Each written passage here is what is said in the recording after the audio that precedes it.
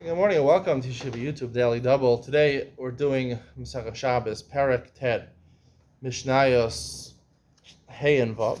Mishnah Hey states, Hamoti Eitzim. We're talking about going back to things about taking out from last Perek, taking out small items.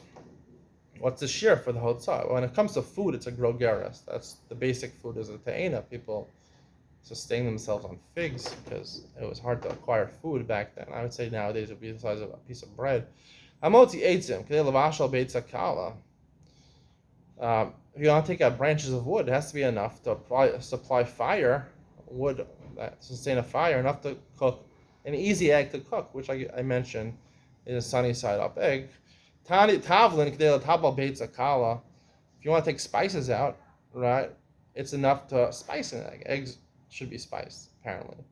You want to take out some salt. You want to take out some cumin, coriander, turmeric, all these things.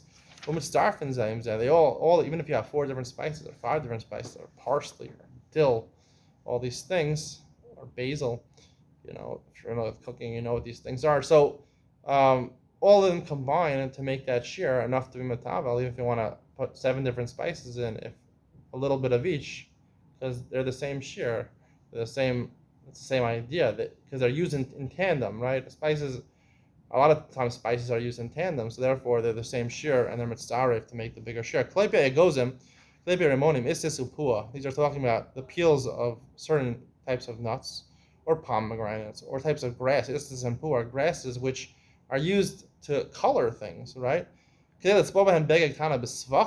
Right? These things are used to commercially color thing. Now, swacha is usually something that a woman puts in her hair. It's not clear what it is. I would say it's like a headband or something like that. So a part of the headband, a small part of the headband, usually has different cloths that combine to make up a headband. So a certain small patch of the headband, that is enough.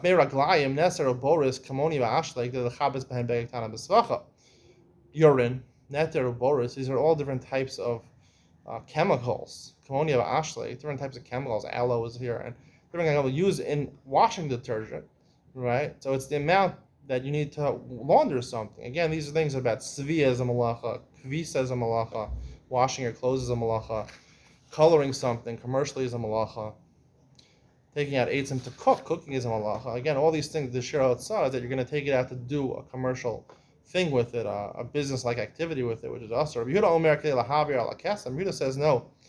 The shear for detergent, laundry detergent, is enough to a kesem is a stain that a woman has. We're not sure if it's dam nida or not dam nida. So the Gemara Nida says that you put it in the laundry and you see if the stain is still there, what color the stain still is.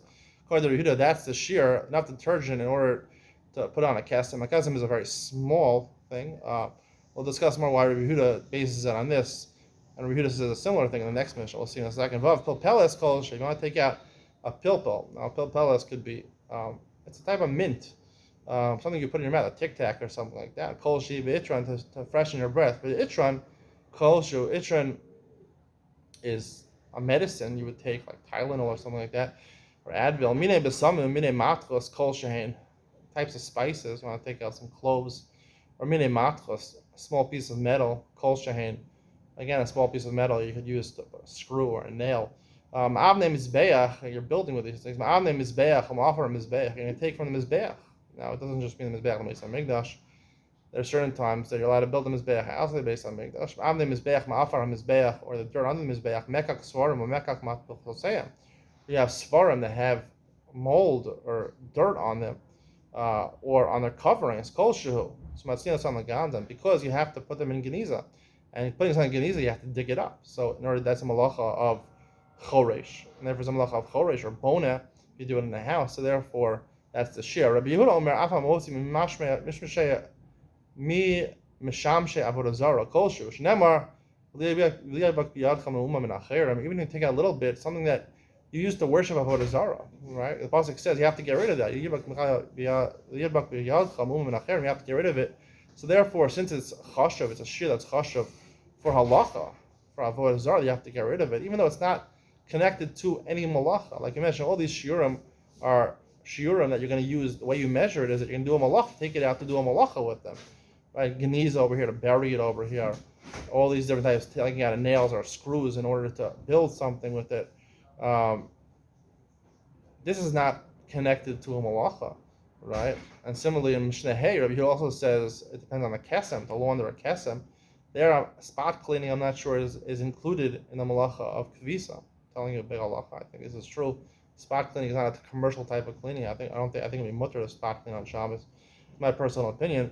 Rabbi Yehuda has an interesting shita that you go with a smaller shear because it's chashuv in terms of halacha, even though it's not chashuv in terms of malacha.